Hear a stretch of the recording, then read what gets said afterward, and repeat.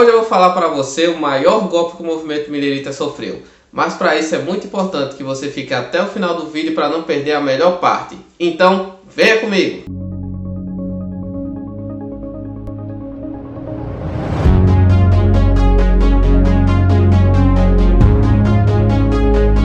Seja bem-vindo ao canal História do Adventismo. Eu me chamo Daniel Firino, sou graduado, especialista e mestrando em História. E venha comigo conhecer a nossa história.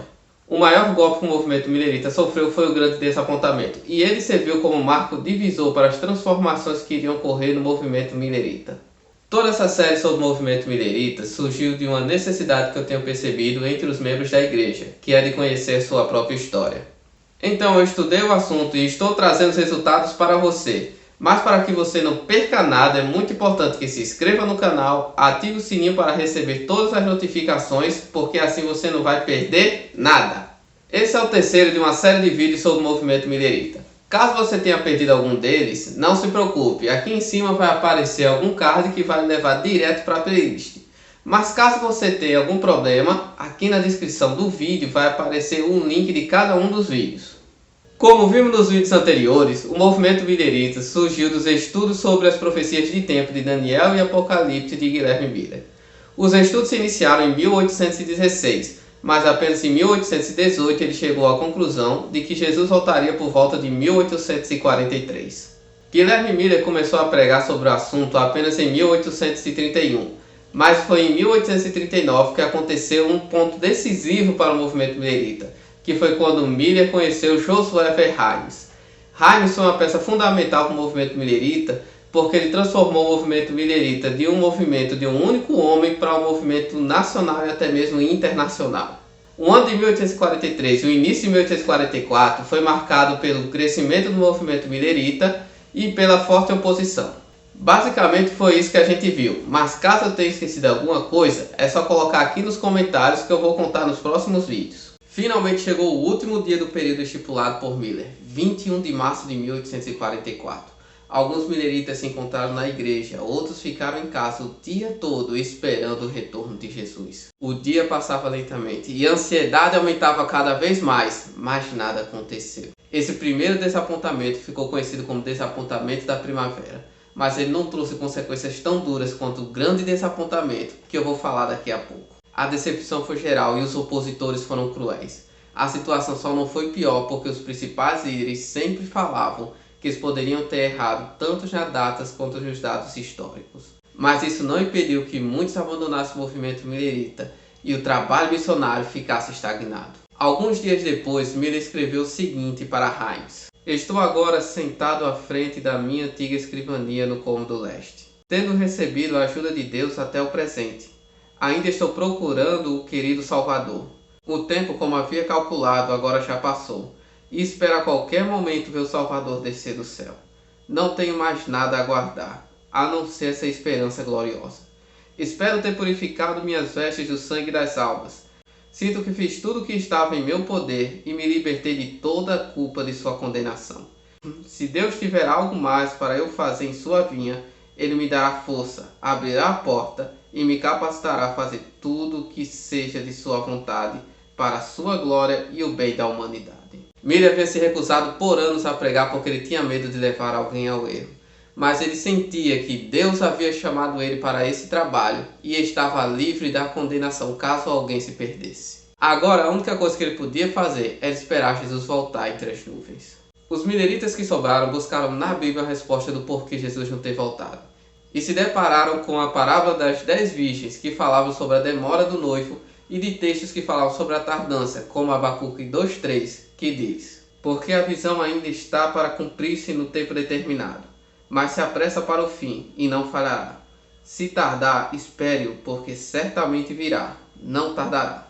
E Hebreus 10:37, que diz: porque ainda dentro de pouco tempo, aquele que vem virá, e não tardará. Eles então passaram a acreditar que estava em um tempo de tardança, e que era dever deles pregar até que Jesus voltasse. Durante o tempo da tardança, Miller considerou um erro ter marcado um período para o retorno de Jesus. Mas foi exatamente isso que fez o movimento crescer novamente. Em agosto de 1844, durante a campal, José Bates estava passando a mensagem quando pediram para ele ceder o espaço para Samuel Snow falar um pouco sobre seus estudos. Para Samuel Snow, as festas judaicas eram a chave para a interpretação das profecias, e o dia da expiação correspondia ao retorno de Jesus. O dia da expiação ocorreria no 10º dia do 7º mês do calendário judaico, e naquele ano iria ocorrer dia 22 de outubro. Dessa forma surge dentro do movimento milerita o movimento do 7º mês, que dá um novo fôlego para os seguidores de Miller. Jesus voltaria em poucos meses, então ele tinha um pouco tempo para espalhar as boas novas. Você está gostando desse vídeo? Então não perde tempo e já deixa seu like para que eu possa fazer mais vídeos como esse para você.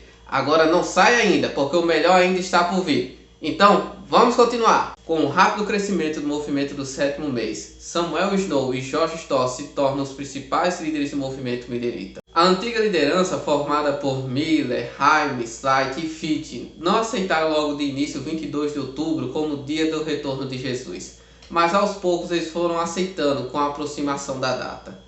O próprio Miller só aceitou algumas semanas antes de 22 de outubro de 1844. E Carlos Fitch serviu de ponte para unir essas duas lideranças. Com a data marcada para o retorno de Jesus, os mileritas se esforçaram ainda mais para pregar sobre a segunda vinda de Cristo. Alguns estavam tão confiantes que deixaram de plantar e de colher e fecharam seus negócios. Ainda teve aqueles que venderam tudo o que tinham para se dedicar inteiramente na propagação da mensagem. Alguns chegaram até a tirar seus filhos da escola, porque se não tinha futuro após 22 de outubro de 1844, não tinha para que eles continuarem estudando. Com a aproximação da data marcada, os mileritas passavam por um dilema.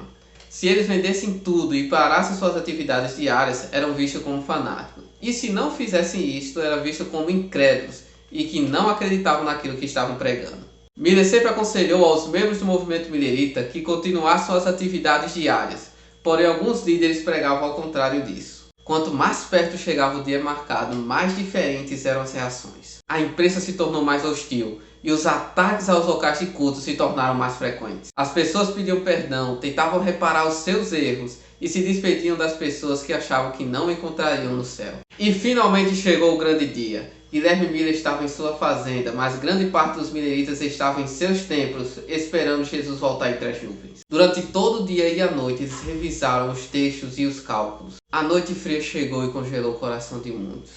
Alguns se perguntavam por que Jesus ainda não tinha voltado, enquanto outros pensavam nos seus entes queridos que morreram antes do dia 22 de outubro.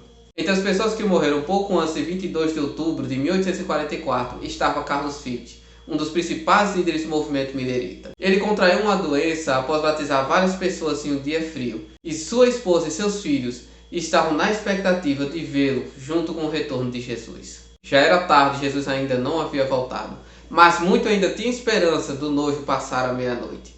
Mas nada aconteceu. A decepção foi geral, e uma grande tristeza tomou conta de todos os participantes do movimento milerita.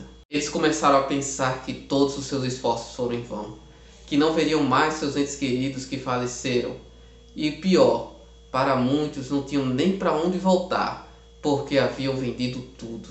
Isso foi um golpe tão duro que o milerismo não pôde resistir, e esse dia ficou conhecido como o dia do grande desapontamento. Miller ainda continuou esperançoso, pensando que Jesus poderia voltar em qualquer momento daquele ano judaico, mas alguns meses depois ele desabafou o seguinte para Haim: apesar de desapontado 2 vezes, ainda não estou abatido ou desmotivado. Deus tem estado comigo em espírito e tem me confortado. Tenho agora muito mais evidências de que realmente creio na palavra de Deus. E a despeito de estar cercado de inimigos e zombadores, minha mente ainda se mantém perfeitamente tranquila. E minha esperança na volta de Cristo está tão forte como sempre esteve. Só fiz o que após anos de séria consideração senti que era meu dever solene fazer.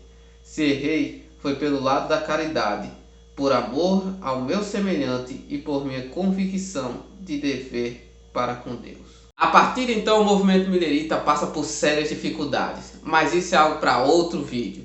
Então, para que você não perca nada, já se inscreve no canal e ativa o sininho para receber todas as notificações, porque assim você não vai perder nada. Então, até a próxima e tchau!